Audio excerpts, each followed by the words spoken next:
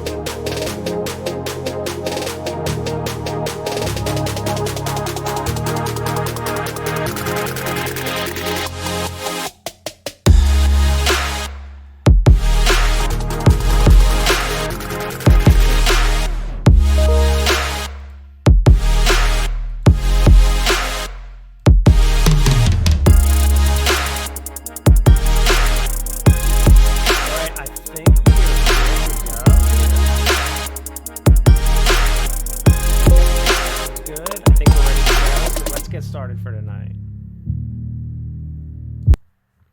Okay, so hey everybody, Rayme here. A couple things I want to talk about tonight. A few cool things I want to talk about, but the first thing I want to talk about this evening is, so let's see here. Let me just pull all this up so I can make sure I'm seeing. Let me just check in chat.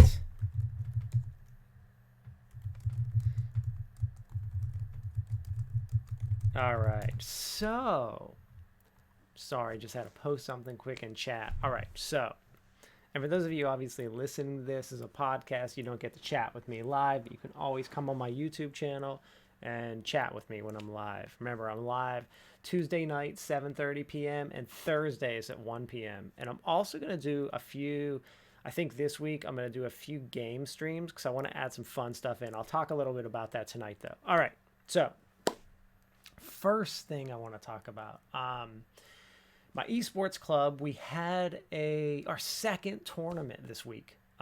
Last Saturday, we had our second tournament on campus. Our cutoff limit was like 35 for our tournament, but we had probably around 50 people total show up because we had a few kids and like a few faculty wanted to participate too. So let me kind of talk a little bit about the tournament. I want to show you some pictures. I got a couple pictures I want to show tonight. Let's see. Let me pull some of them up right now. Let's see. So here, and I'm going to put these over on the screen so you can see them. And so those of you listening, I'm just going to describe what you see. So on this screen, basically, I'm just showing a picture of my setup. You can see like I have like a nice Yeti mic. We got our Alienware computer and our streaming stuff connected to the Nintendo Switch. Basically, that's like our streaming setup. We've got, oh, you know what? I don't need to pull these over. I can actually just go to next. This is a picture of some of our prizes. We had some really cool prizes for this event. So students could win like t-shirts, some posters, some cool stuff, lots of fun stuff. And I actually have a picture of me playing. Oh man, because I competed in the tournament. So did my son, Kai. You can see me competing there in the tournament, which is kind of funny. I'm setting up my controllers in that picture. But so let me talk a little bit about the tournament. So the tournament went well. The tournament our start time was 4 p.m. We started around like 4:30 because usually 4 p.m. start time means people are still coming in.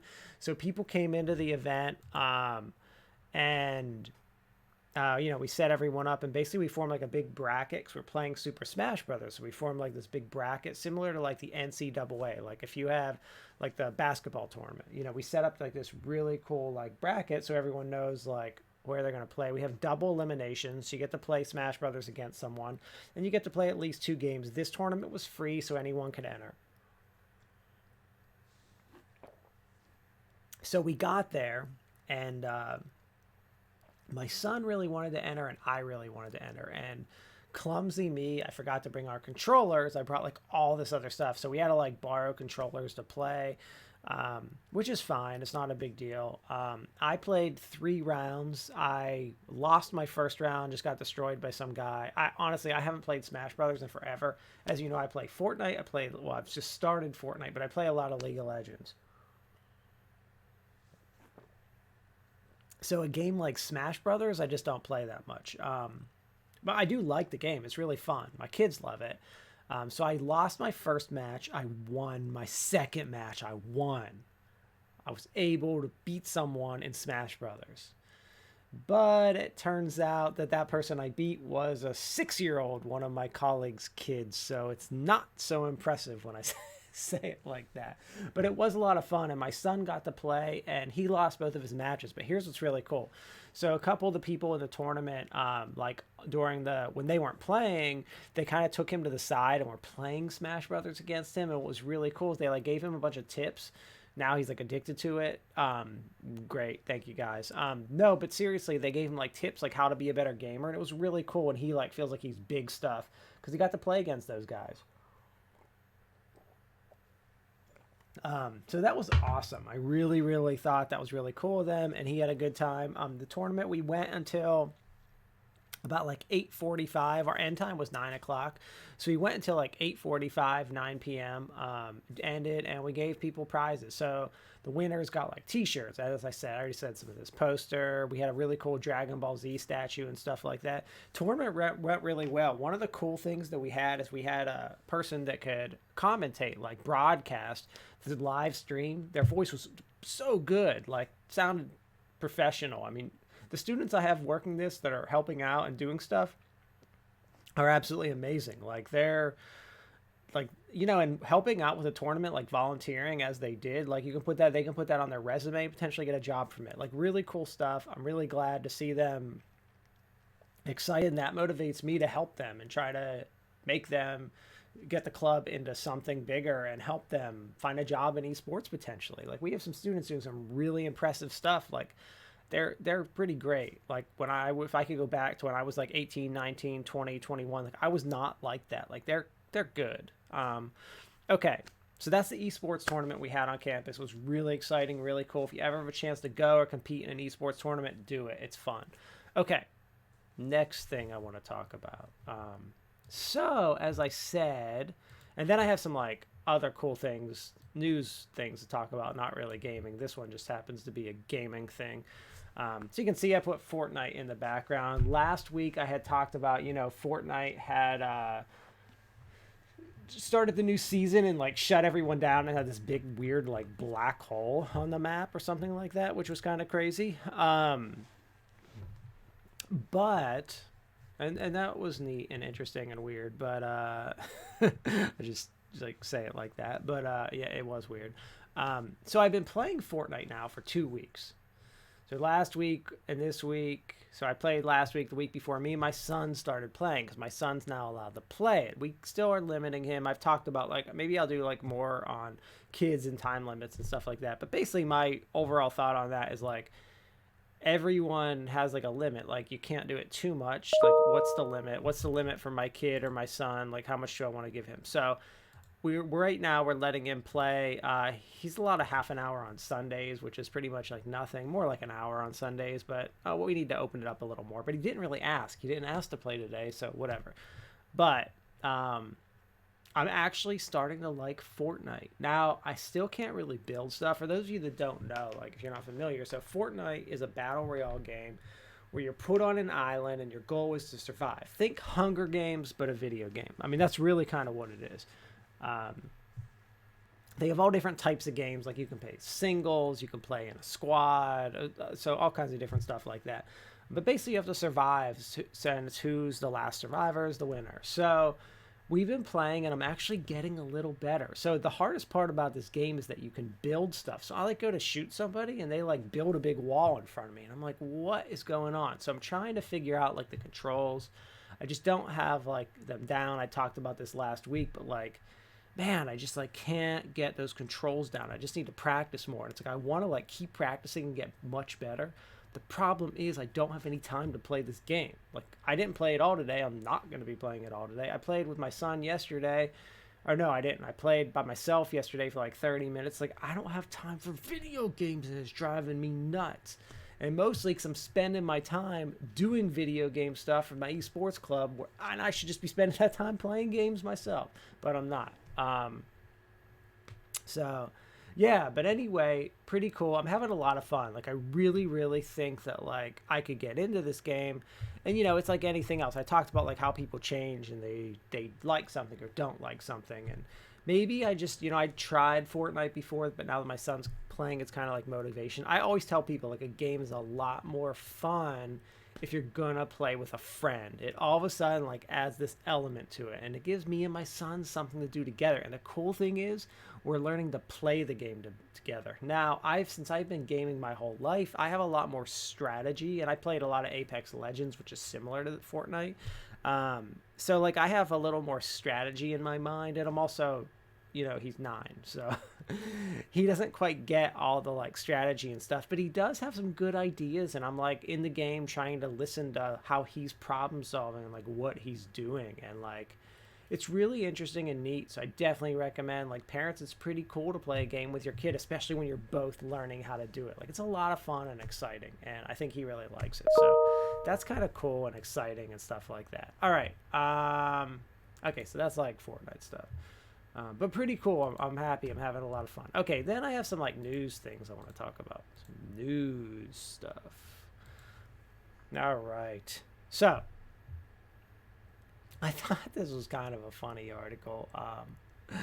I don't know why I think it's pretty funny, but I just kind of thought that it was pretty funny when I saw this headline, and I'll tell you what it is. But it's just kind of strange, I guess.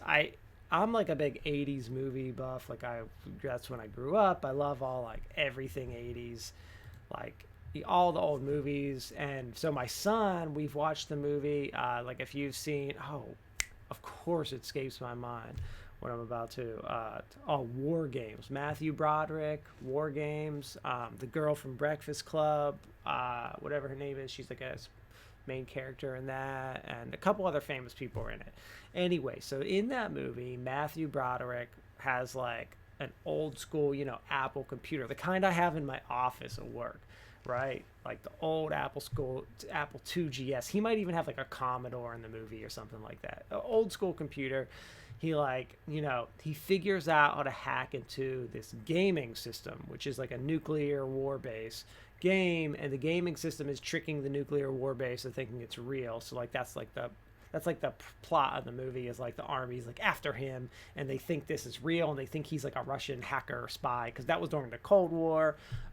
So USA and Russia at that time, it was like the big thing, and I guess it is now too, but it was much bigger back then. It was like the big thing.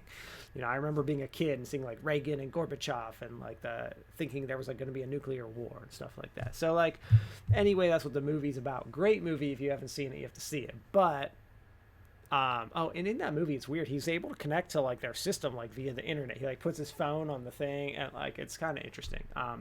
But anyway, he's using like these floppy disks, and that's what they're all like. The nuclear station is also using like these floppy disks to like put stuff in the computer and turn their little keys when all the stuff's gonna happen and everything. And what's funny is literally today, I just see this article. So if you're watching, you can see like in the background the image, and if you're listening, I'll just describe it. But basically, the article is the U.S. Air Force has finally stopped using floppy disks in their nuclear weapons systems. They just stopped. Like it's like, hey, War Games just ended, that movie in like 1984, and flash forward like literally like 35 years, and they're moving past that technology of War Games. It's like you wonder, like, I hear companies like still using some old stuff like COBOL and DOS. If you're not familiar with those, they're like old school computer stuff from that time and before. But it's like, dude, the military, I've seen the military spend so much money on like nonsense stuff. Like stuff I'm just like, wow, like they really spend money, you know? So it's like, well, how are they not spending money to upgrade their nuclear weapon system? That boggles my mind. I do get that, like, you don't fix something that's not broken, especially something like a nuclear war system, because you don't want to mess it up. But, I mean, we're talking about floppy disks. Floppy disks. Really? Hey, they don't have to worry about hackers, though, because no one's hacking that. I mean, it'd probably be really easy to hack it, but they can't. There's probably no internet. No computers that have floppy disks that have internet. I mean, this is like, I would love to know the computers they were using. Like, were they really still using like the Apple IIe? And if so, that's actually awesome. I would love to see a video of that and like some pictures because that's like just crazy. That's super cool. That's just hilarious. I'd love to see that. I think I would like to, if I had to pick like a reality TV show to watch, because I don't really watch it, I would like to see the guys just using the Apple IIe floppy disks in the nuclear war system, dressed in the military outfit, just using those computers. I think that would be an episode of a reality show right there. That's a documentary. Just watching those guys would be hilarious. Like if someone was streaming that, I would watch that just to see someone using the Apple IIe like professionally, like still in 2019 and like not faking it. Like they're really using it. Like I would want to watch that. That would be hilarious and it would be awesome because that's pretty cool. Okay. Next thing I want to talk about tonight. Just don't lose them. Yeah, I know. That, I mean, it would just be hilarious to watch that. It's just so funny. Okay. Next thing I want to talk about. So I'm always on here talking about like VPN and telling everyone like the advantages of VPN and like why you need to have one and how they're much safer than like your, like if you're in a hotel or you're like at Starbucks, it's much safer than their wireless network. I would much prefer to use a VPN over that because it offers, I know someone's always spying on you. It's either your VPN, your home network, but I'd much rather have my VPN spying on me than whoever's running that Starbucks network because I can't trust it, especially if I'm doing like banking or anything like that. But one of the largest VPN servers, like pretty much in the top 5 VPN companies out there, and if you're familiar with VPN, there's a million companies out there, but this is one of the biggest ones, one of the ones that's known as like the maybe even the best, like one of the most secure ones. They confirmed that one of their servers was hacked. Now in the grand scheme of things, they probably have like 10 to 20,000 servers. NordVPN probably has a lot. Like the smaller companies might have like a few hundred, mid-size will have like a couple thousand. NordVPN, I guarantee they have like 10,000. I was just asked how was my Fort game. I didn't play Fortnite tonight. I don't have time. I'm not playing any Fortnite tonight. I wish I was. I played last night. And I played like the single elimination round where like it's just when you die, you're out. And the goal was to survive. The first time I got second place. I was pretty impressed with myself. I got second place and I wasn't like hiding from people. I had 6 kills. I got second place, and the reason I died is because I fell off a cliff and couldn't get back up to the game without like running through the stuff. And when I ran through the stuff, I died. But I got 6 kills. I did really well. It was fun. I'm actually starting to like Fortnite. I think it's kind of fun. I'm like playing without my son now. Like he's only allowed to play 1 day a week, and I played every day last week, I think. It's definitely been fun. I'm not going to have time. So anyway, yeah, back to VPNs. Kind of funny, NordVPN, one of their servers was hacked. I couldn't find a lot of information about what that really meant. They said no data was breached or anything like that because they say they don't log, so there was nothing to really hack. But it's kind of interesting to start to think about like VPNs are a target. Like usually you think of at least like 5 to 8 years ago, VPNs were totally not the target. They were like the secure place, and now they're even a target. Just something to kind of consider and watch out for and think about, especially like you have people doing like illegal stuff on VPNs using like Tor or VPNs, and they have stuff to really worry about in their VPN, or people using like banking and stuff, which if I'm in a hotel, I'm going to use, in a hotel, I don't even log on. I mean, the first thing I do is use my VPN. So yeah, it is. They are the gateway. It's always a target. I mean, information is just going in and out of them. So, I mean, they could very easily capture like what's happening. And depending on the security of the company, you could, I think NordVPN, it seems like they did a pretty good job of stopping anyone from like taking their stuff, but Yeah, it's something I never really even thought of. I mean, I guess I do think about it, but I just never thought much about it. And I think it's even more like prominent in using something like Tor, which is like more of like a community rather than something that's paid for. I don't know if it's more or less secure than one of these VPNs. I know Tor isn't definitely, there's no one like, at least Tor itself isn't looking at my data. I've actually found myself using Tor a lot more lately versus my VPN that I paid for. Because I'm mostly using the internet. I don't like need VPN necessarily for my whole computer, so I've been using Tor a little more. Oh yeah, except at the university. I've already talked about that, but they caught me using Tor at the university and they banned me. I still can't believe that. It's kind of funny.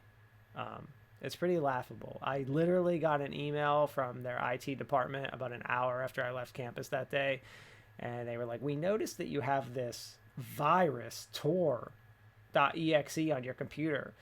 Let us know when is a good time to come by your office and delete this like malicious software." And I was like, no, I actually installed that on purpose. I'm purposely using that. And they were like, oh, you cannot use that software. We've identified a few pieces. So any piece of software, they're like, you can't use any software like Tor, VPNs, or basically anything that blocks us from seeing what you're doing. And it's kind of funny because you think like it's protection, like freedom of speech kind of thing, because especially because it's a public university.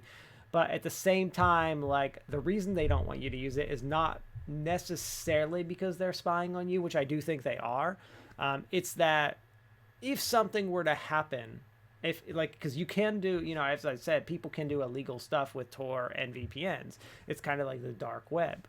That's what criminals use to like do all, like sell drugs literally online, and like funnel human trafficking, like all kinds of stuff like that is done using the dark web. So basically the university, if that were to happen, they don't want it to have happened because they allowed someone to use VPN and they couldn't stop it. So that's basically their policy. And I understand it. I get it. So I'm not like upset.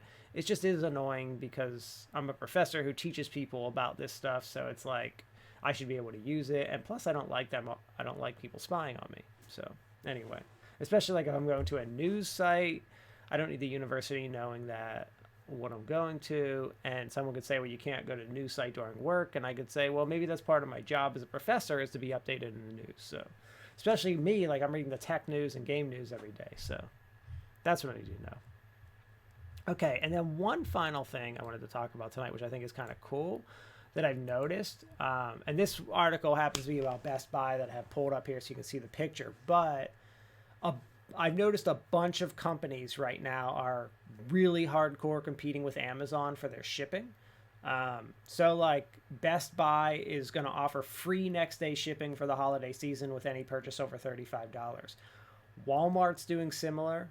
Walmart, I don't think is like a holiday thing. I think it's like a Walmart's like hardcore competing with Amazon. And I think this is really interesting because first of all, Amazon, you have to have a membership, Amazon Prime, which is like when I first signed up for Amazon Prime, it was like $79 or $71 for the year. Now it's like $120, $130, something like that. So it's went up in price. I mean, you know, almost like doubled. Well, not quite, but it's went up like 50%. And that's pretty significant. And they do offer other stuff. And my wife has a business that uses Amazon Prime, so I have no choice really but to get it because we need it for her company. But and the funny story is why we even originally ever bought Amazon Prime is because it was her birthday and I needed to order her something. And it was totally, I was doing it last minute and I was totally not going to get it unless I bought Amazon Prime because the shipping was actually cheaper. It was like I was paying for the Amazon Prime service for how much the 2-day shipping was going to cost for the item. So that's why we even ever got it in the first place. But it's kind of cool to see these companies really competing with Amazon. And I really, really, really think like Walmart, at least Walmart, I think is 100% competing with Amazon. I don't think it's on the same level yet. But like I'm at the point now where I check walmart.com before I buy something on Amazon.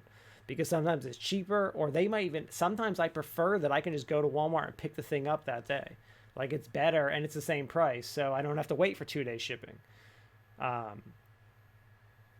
So you know that kind of stuff is kind of cool. I like to see Amazon have competition, And I like to see other stores doing well, even if they're all big box stores. But like, I personally think Walmart's doing an excellent job. I've actually invested some money in Walmart stock because of it, because I see their tech end, their online site, online service, and what they're offering with free grocery pickup and stuff as a really good service.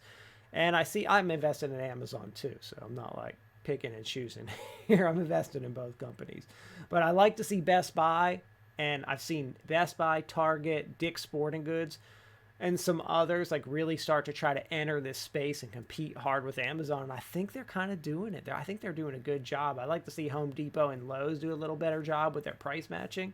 But I think that some of these big stores are doing a good job of competing with Amazon. And for people not familiar with this, like, people assume that Amazon makes all its money from their online sales, and they do make a lot from that.